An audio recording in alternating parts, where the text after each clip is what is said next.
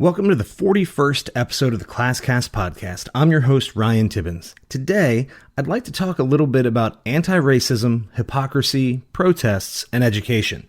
I've been talking about doing an antiracism or racism in the classroom episode since somewhere in the spring during the first round of distance learning and when protests were first breaking out all over the country in response to the George Floyd murder and many other acts of racial violence.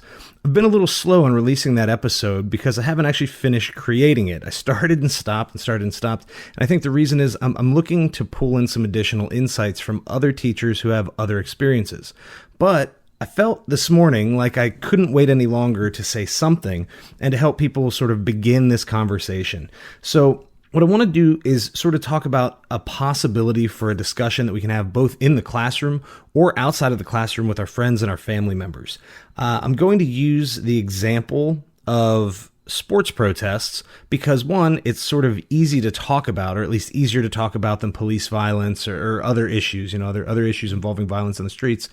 And I think that this also presents the opportunity to connect high interest topics, both for adults and for students, with important issues related to ethics, to morals, to justice, and to some of the skills and awarenesses that we might be trying to build within our classrooms.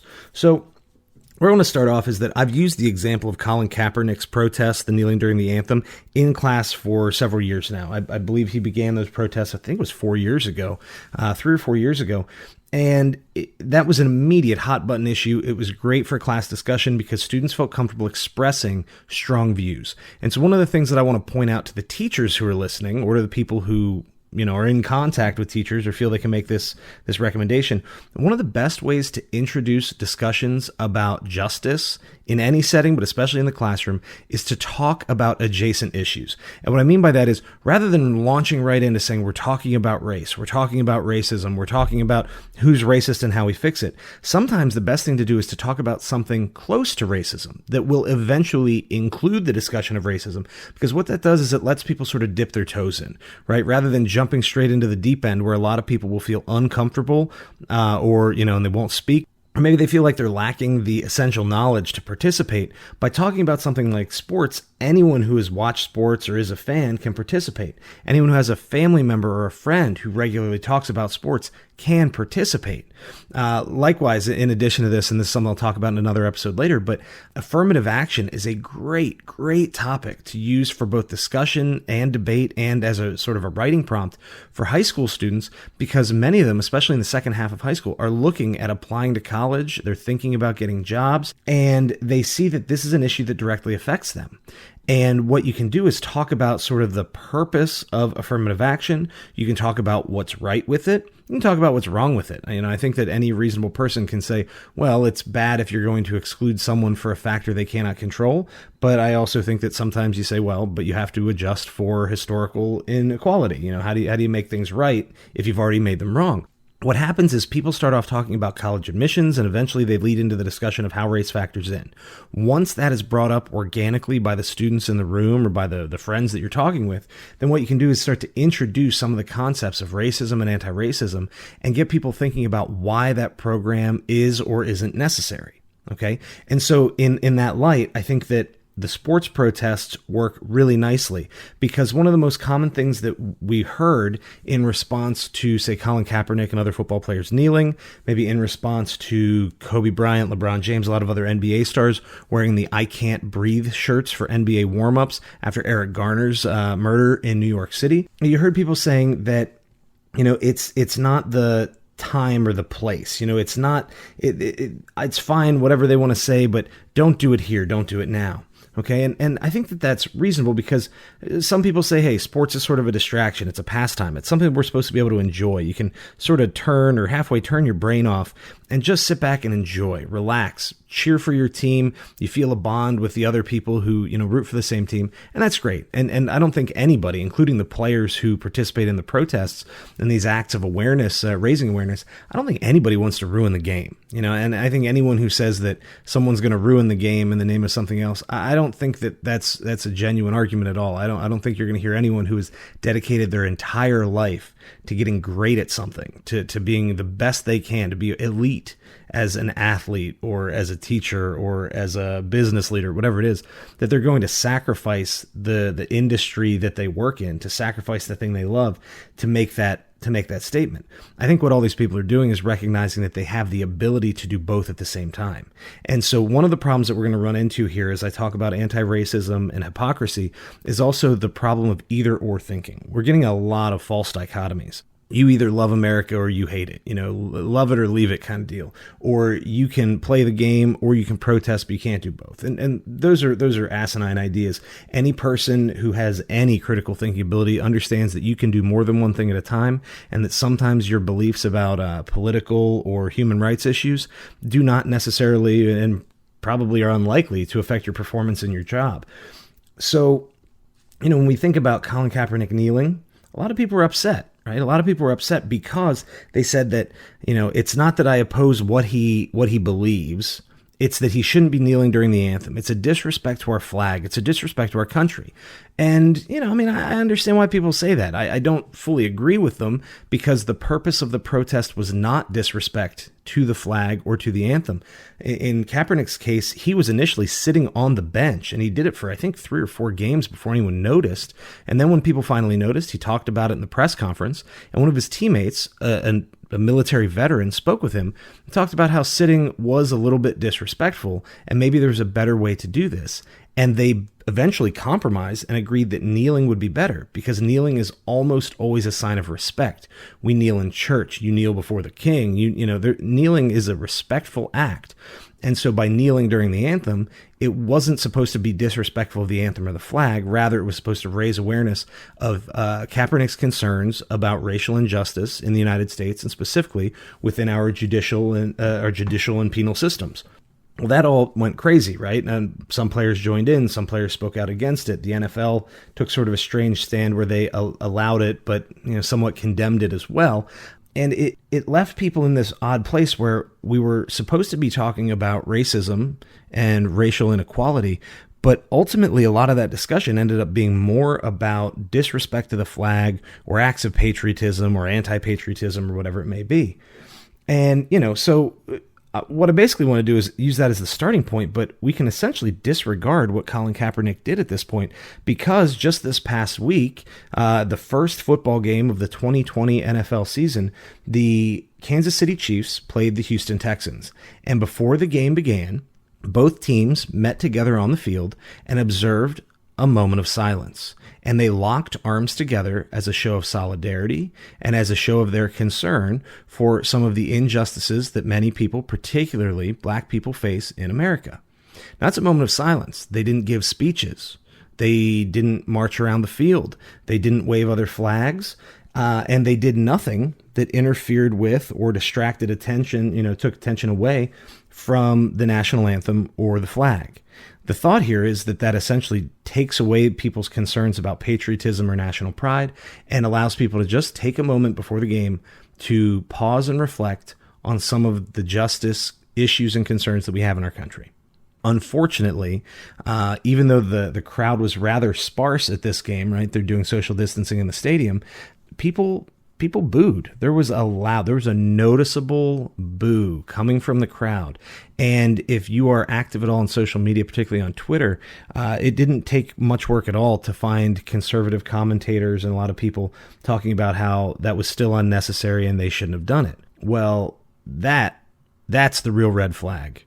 Because if for previous years you opposed the protests and you said it was because it was disrespectful to the flag, that issue's gone. No one was disrespecting a flag, not that I think the other players were anyway, but the flag issue's gone. The anthem issue is gone. To complain now makes it perfectly clear that your concern was that you disagreed with the cause of the protest. You disagreed with the players' motivation, not necessarily just with the act itself, because now the act was players standing locked arm to arm in unison and silence.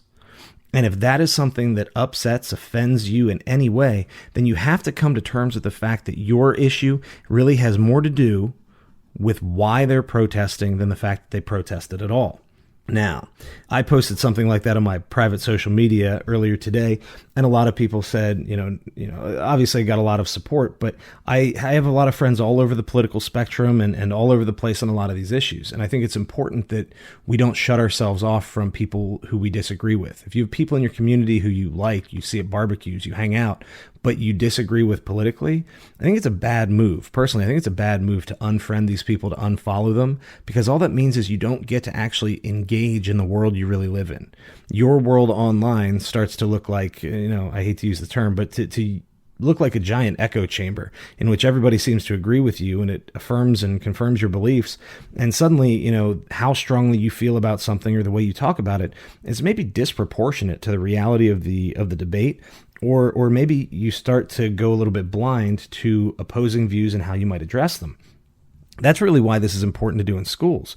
What we want to do is encourage students to engage. We don't want to shame anyone for having a different viewpoint. And I think that's one of the concerns that some people have about, why we talk about any of these things in school at all.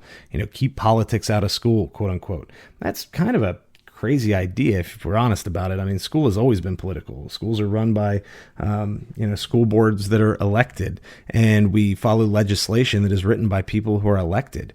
And you go back through American history, it's hard to find a time, since we've really been more serious about public education. It's hard to find a time since around 1900 when education was in any way actually apolitical. I mean, during World War I believe, teachers could be fired if they wouldn't sign a pledge, sort of an oath through, I think it was the American Legion, or it was some pro-troop, pro-military group, where if you wouldn't sign saying that you supported the war and you would teach pro-U.S., pro-military, pro-patriotic things, teachers were literally fired. Okay, throughout that time. The idea that politics is included in school is as old as school itself. So when people say keep these discussions out of school, I think what they really mean is I want to ignore the issue. Okay. Now it's the teacher's job to present these discussions in ways that any person can participate in and where people can reasonably have different views. It is important that we live in a world in which reasonable people can disagree reasonably. Now, if someone says something unreasonable, well, that's what we're in school for. We need to correct it. This is a mantra that I've been using probably for a while. I mean, the idea for a while. I've only put it into words in the last few months, but I found myself saying this to other people a lot when discussing either how to talk about racism and anti-racism with friends, but particularly talking with other teachers about how to do this in school. And my view, and I'll say this again later in this quick episode, is that we educate ignorance, we punish malice. If someone says something ignorant, and ignorant meaning they didn't know, that is why we're in school. You cannot punish someone in school for not knowing something because the point of school is to help them know it. Okay? So we educate ignorance, but we punish malice. When a student intentionally says something racist or hurtful to someone else in the room to get a certain response, or because they're shutting down on the conversation, that's the moment for action. We ask the student to step into the hallway so we can talk to them. For the more offensive or the more flagrant examples, that's where maybe a student goes to the office, or maybe we have a conference with the parents. But still, we have to remember that the goal in all these discussions is to educate people. If we want to get things to a better place in our country and in our world, then we need to focus on helping people and improving people, not just trying to punish them. I think it's amazing how many of my liberal friends will say they want to, abolish the police, abolish prisons. They want to get rid of a lot of the acts of punishment in society. And then as quickly as someone says something, from a conservative view or they disagree with them, they immediately want to punish the person. We need to take away their job. We need to take away their privileges. We need to shame this person. Well, if we don't want to punish someone for an actual crime that affects other people, that hurt someone physically or damage their property or whatever it may be, if that isn't worthy of punishment, then I'm not sure that our first response to someone else's act of ignorance should be punishment either. And if it's an act of malice, then maybe mild punishment's appropriate, but we still need to make sure the goal is corrective action, right? Our goal here is education. So when I'm thinking about, the protests or not even protests, sort of just the moment of silence, the display the other night, and I posted it on social media, what I thought was interesting, and I expected this, was that a couple of my more conservative friends commented, and I commend them for doing it, honestly. I mean, It's why I post these things sometimes, is I want people to interact. I want to engage with other ideas. I'm not just looking for affirmation of the things I already think. I got some comments that said essentially things, like, well, I wish they'd keep politics out of football. Sports isn't the place for it. All lives matter, et cetera, et cetera. They're all the lines that we've all heard before. And maybe some of the people listening agree with some of them. And to an extent, maybe that's okay. But I think what we need to recognize is that if you say that you're okay with peaceful protests, but you're not okay with the setting, then that means you're not really okay with a peaceful protest. What you're really saying is other people can think what they want. I just don't want to have any interaction with it. The point of a protest is to force other people to acknowledge your concerns. The point of a protest is to create some sort of discomfort or inconvenience so that people in power, or the people who disagree with you, are forced to reckon with your ideas. So when you say, hey, I'm all for your protest, just don't put it on my TV and don't do it in the middle of the road I drive down and don't do it here and there. What you're really saying is, I don't support your right to protest. You're saying, I support your right to have your opinion, but I don't want anything to do with it, and I don't agree that you should be protesting. Okay. Now, if you do say, well, I'm fine with the peaceful protests, but not with the, here's the other line, not with the looting, the rioting, all this kind of stuff. I mean, that's again, I think that's a little bit of a disproportional response. There's a group called the Armed Conflict Location and Event Data Project that has recently gone through and looked at a lot of the Black Lives Matter demonstrations across 50 states, Washington, D.C., a few other places, but all inside the United States, between sometime in late May and around August 20th or 22nd, I don't remember. But what they found was that essentially out of 24 or 2,500, I wish I should have written this down, between 24 and 2,500 locations I think that they looked at, only something like 200 or so had any actual violence. And in a couple of those, there's obviously the concern that some of that violence was instigated by, say, right-wing groups that were just trying to make the protest look bad. But even if we say, hey, that's rare, then we're still talking about 90% of the Black Lives Matter protests being peaceful. So if someone says, hey, what about the protests? And your first response is, well, I'm opposed to looting and rioting.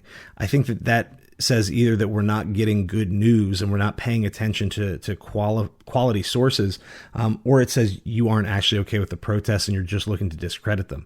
Now, one of the things I mentioned when introducing this talk, it was the idea of hypocrisy.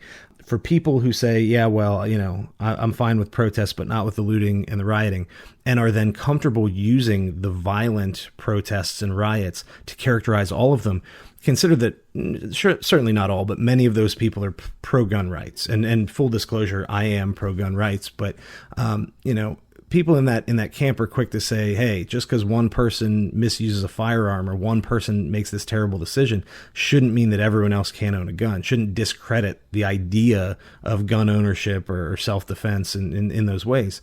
Well, if you think that the violent and irrational acts of a few shouldn't discredit the larger peaceful group, then when you see protests across the nation, when you see millions of people engage in these protests, and under 10% of them include any violence or vandalism and property damage, consider you're doing the same thing. It's a hypocritical position to say that the small acts, shouldn't discredit the larger movement in one and then for the other. So anyway, the idea of getting off on that sort of red herring, that sort of tangent, isn't productive for the discussion, right? I think most of us would agree that while maybe we can understand why someone would riot, we can understand the people's frustration, I think that we also, as reasonable people, can probably agree that property damage is bad and that we don't want communities on fire or people fighting in the streets. That's, I think, a no-brainer.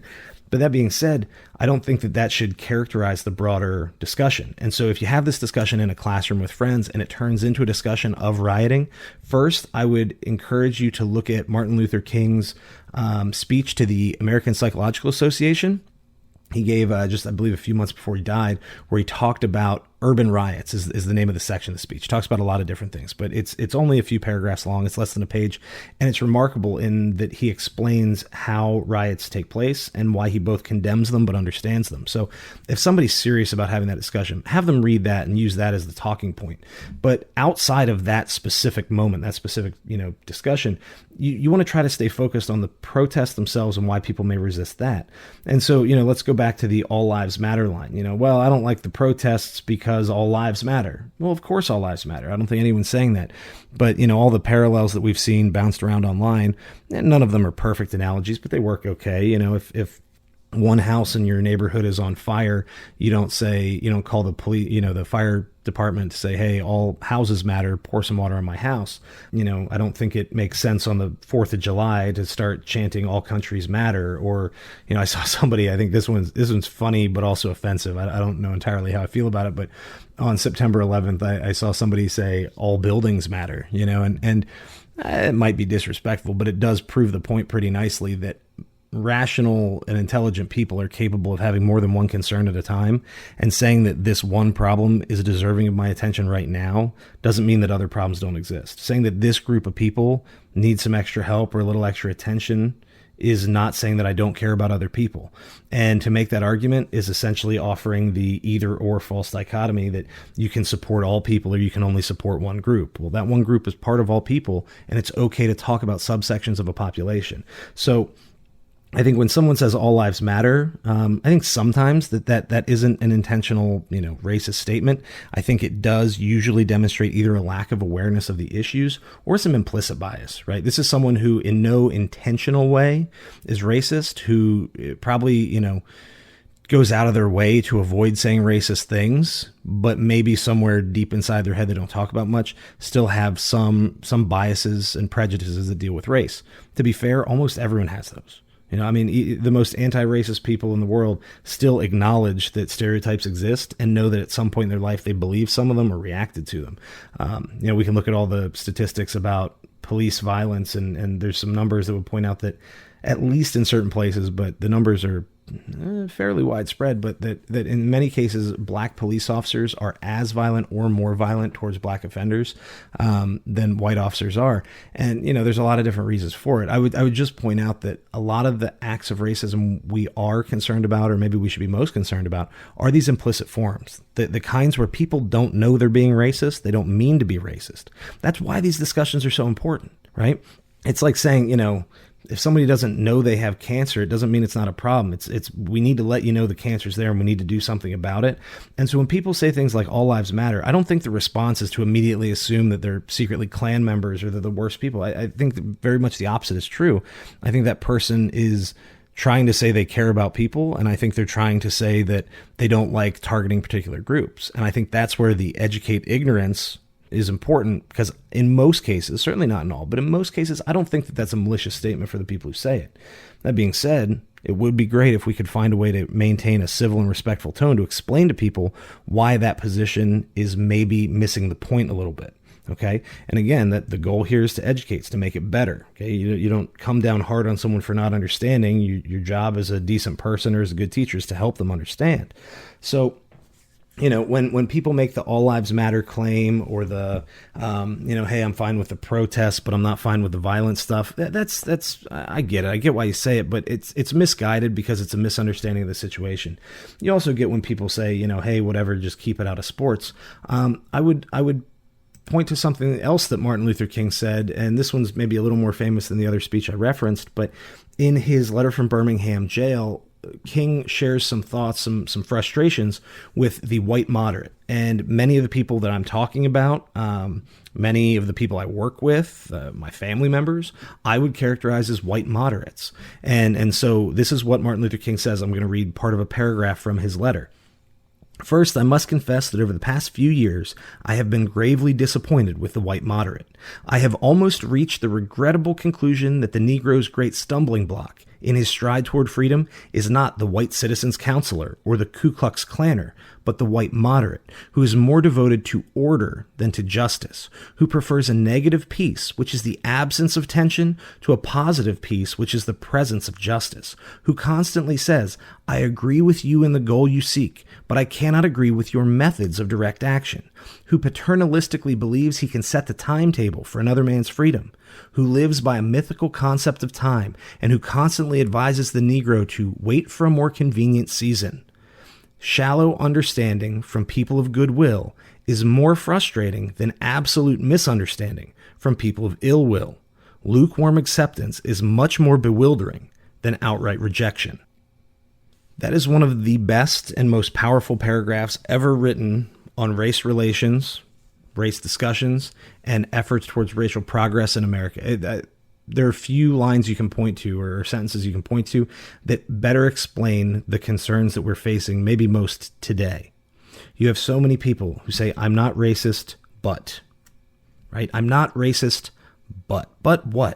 I'm not racist, but I don't like the protests because I'm just trying to watch a football game. Well, as soon as you say but, you're either acknowledging that you are racist or you're saying that you are not actually willing to sacrifice 1 minute of your evening to a moment of silence in the name of greater justice, of greater awareness of injustice. Okay? Saying, I support the goal, I agree with you in the goal you seek, but I don't agree with the methods. Well, that's essentially saying, I just don't agree with you. Okay. And this might be one of those times where we get into a true dichotomy. I don't know if you can actually have it both ways here. Okay.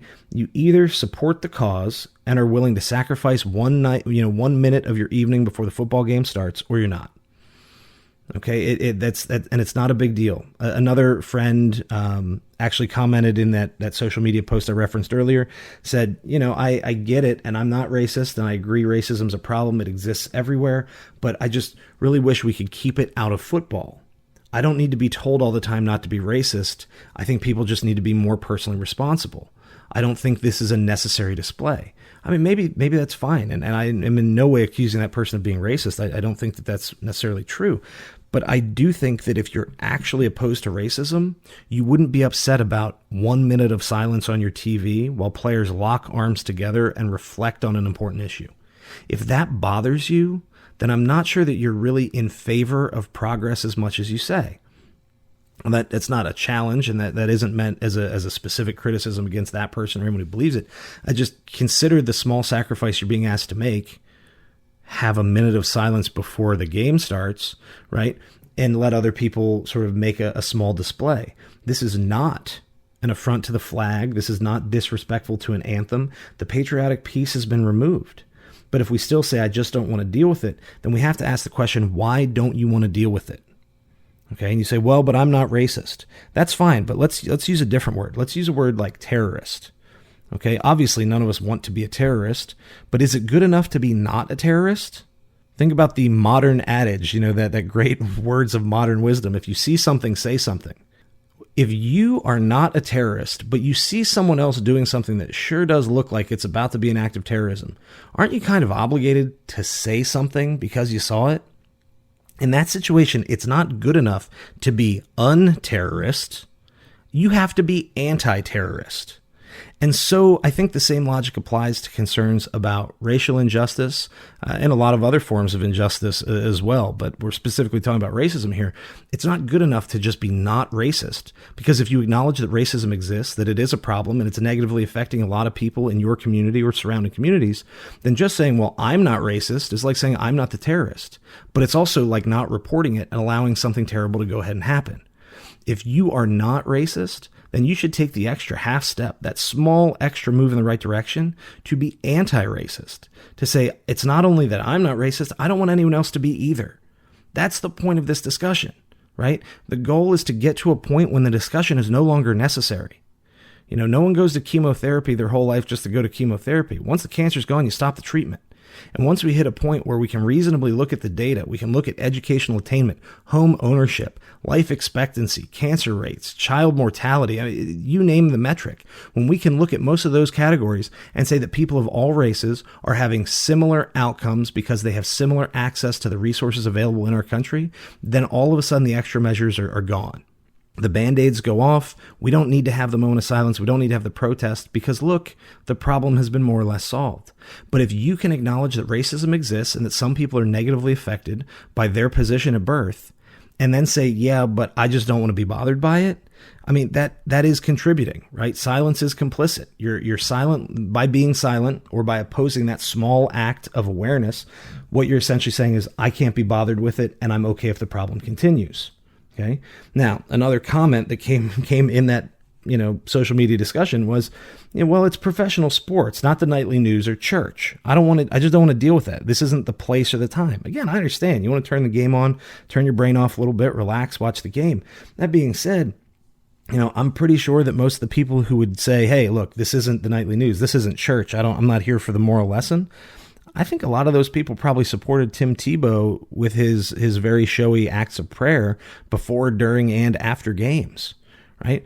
You see a lot of players who will kneel after scoring a touchdown briefly and move on. Tim Tebow went a little beyond that and made a big display of it. Now, I think a lot of people criticized him unfairly. I made some jokes about it, but I don't really have a problem. Hey, if that's what you believe, do your thing. I think that's okay.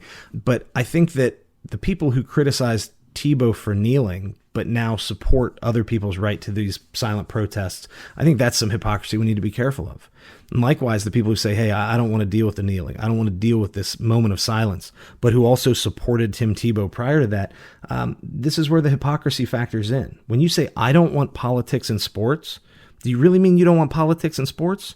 Or do you just mean I don't want other people's politics in sports? If you're serious about removing all politics from professional sporting events, then you should probably oppose playing the national anthem before the game. That doesn't mean you're opposed to the national anthem. It's just that's a display of nationalism and patriotism, which obviously brings in elements of government and politics. If you really want absolutely no politics to interfere with your enjoyment of the game, then we probably need to remove the Pledge of Allegiance. We need to remove America the Beautiful. We need to remove, all the flag waving and all that kind of stuff too.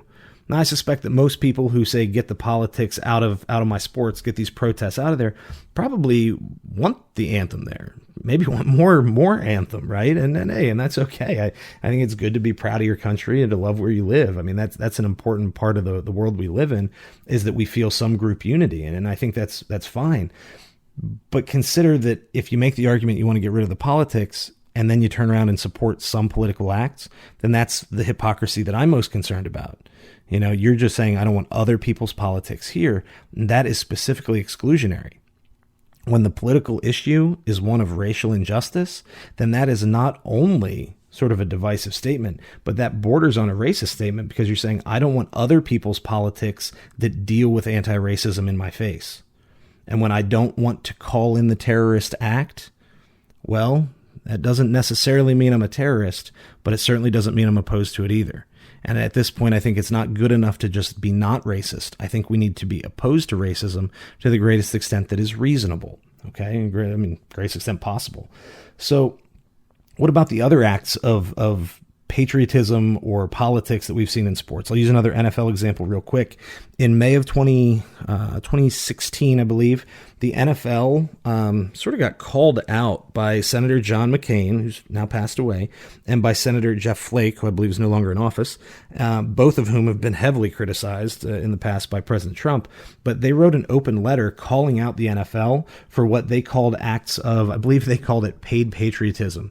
And what happened was, in reviewing defense spending, government spending, things like that, it came to their attention, and maybe to some other people's attention, that the Department of Defense was paying the NFL for these shows of patriotism and pro-military sort of stuff all over the TV from, I forget the years, it was like 2010 to 20, I don't know. It went on for a very long time, but the numbers, the NFL paid over $720,000. Excuse me, the Department of Defense paid the NFL over $720,000 for those full field flag displays, where they spread the flag across the entire field, or they did enlistment ceremonies during halftime or the pregame, where they did those great surprise reunions where someone who had been deployed overseas came back and surprised their family at the game, and everybody got to cheer and all that.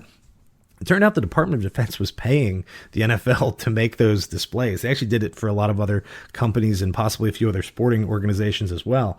And McCain and Flake wrote an open letter. And one of the things that Jeff Flake said, and I'll read this quote, he said, "In all the years I spent rooting out egregious federal spending, the NFL is the first organization to perform due diligence, take responsibility, and return funds to the taxpayers.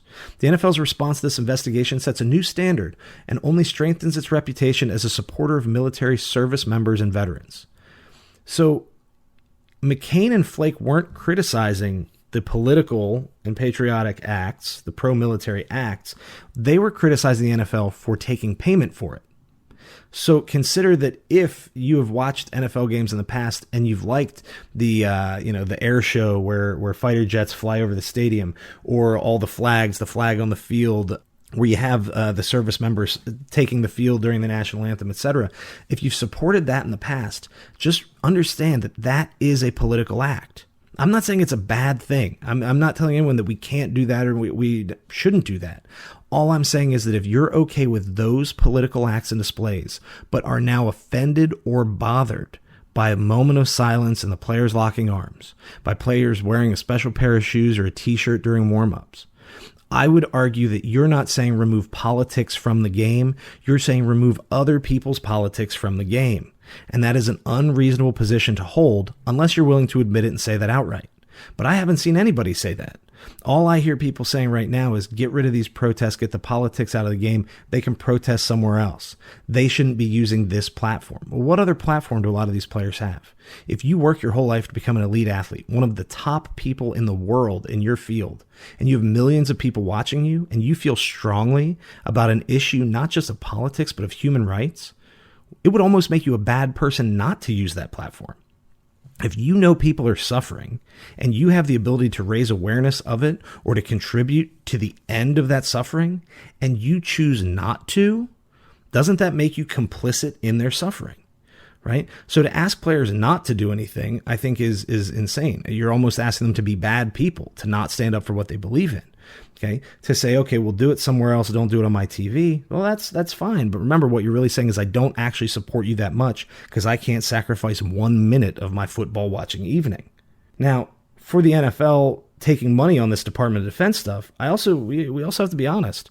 A lot of the people who right now are defending the players' protests, who are promoting the Black Lives Matter sort of agenda, the initiatives, the goals of racial justice, etc., a lot of those people were critical of the NFL for those patriotic displays. And I'll admit that I was generally one of them.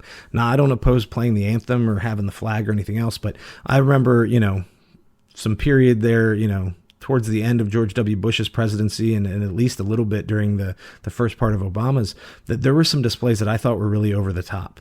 Right, we were interrupting games to have, to honor a certain military, family or something.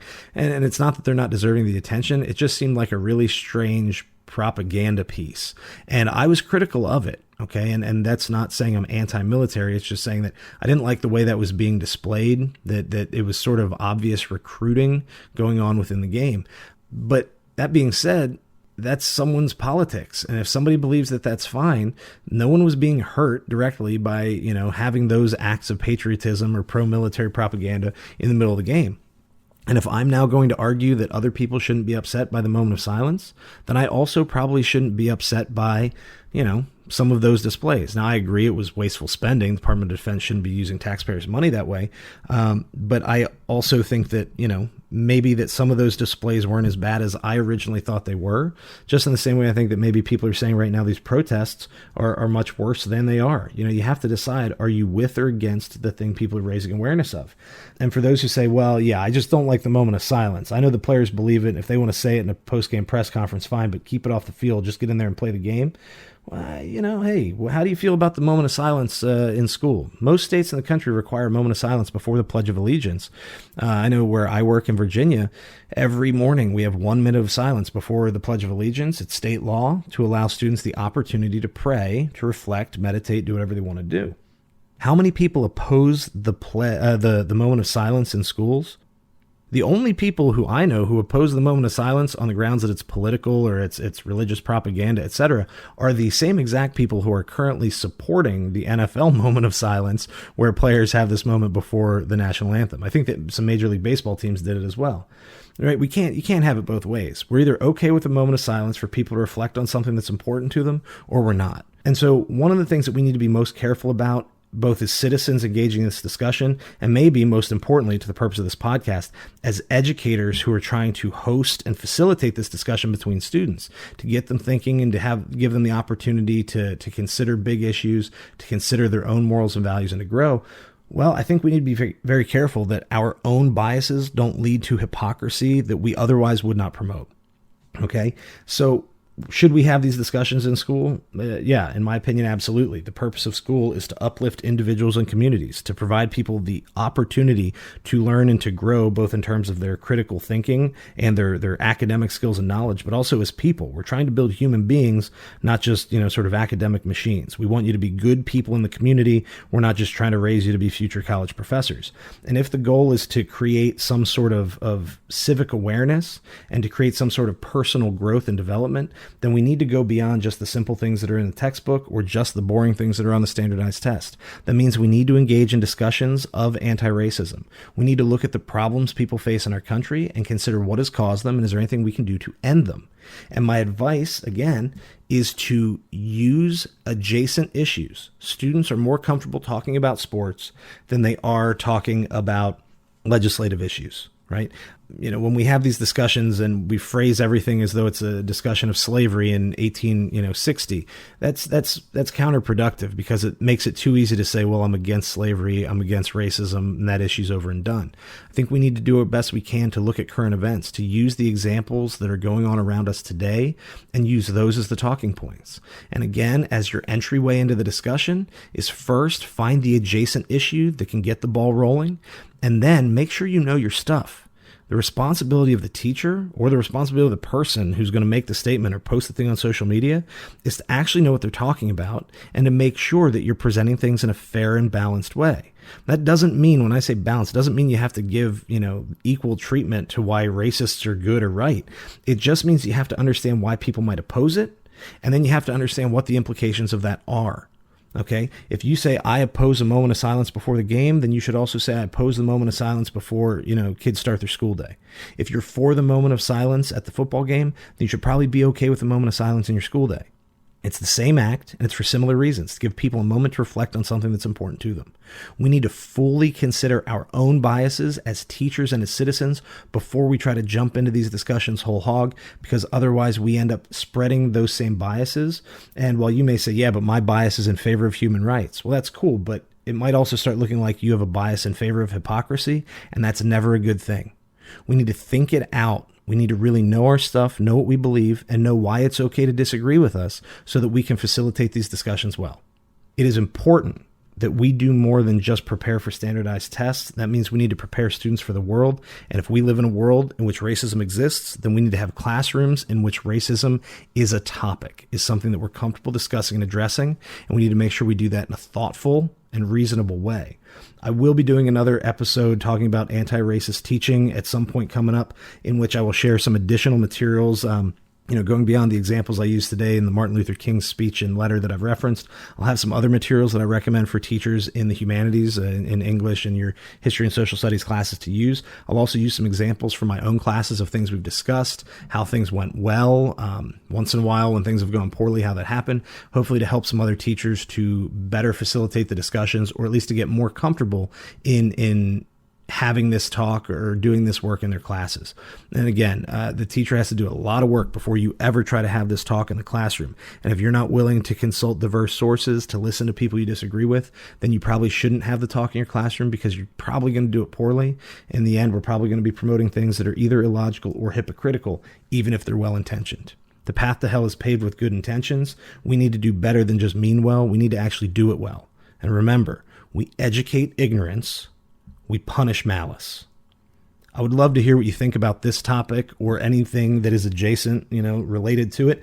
Please feel free to follow on ClassCast Podcast, which is, that's the tag on Facebook at ClassCast Podcast, on Instagram at ClassCast Podcast, on Twitter at ClassCast Pod, and also you can find my personal page, Ryan Tibbens, on LinkedIn. You can find the ClassCast Podcast through our web app at listen.classcastpodcast.com. You can find the individual listings for episodes and some additional articles and blog materials at classcastpodcast.com. And you can find us and listen to these episodes on all major streaming services, plus on YouTube. And I strongly, strongly recommend that if you think I've gotten something wrong here, I would love to know it, right? The goal is always to get a little bit better. And so if I have somehow missed a point or I've said something wrong, I would first apologize, because the goal is always to get better, and I would invite people who have additional materials, resources, or perspectives to please share them with me. That being said, I do believe most of what I've said here very strongly, and I do engage in these discussions with my friends, family, and on occasion, when appropriate, with students when it relates to the content and the curriculum. And I think that if we're all willing to do a little learning and to have these discussions, we'd be living in a better world. So I appreciate your time and consideration. Have a great day.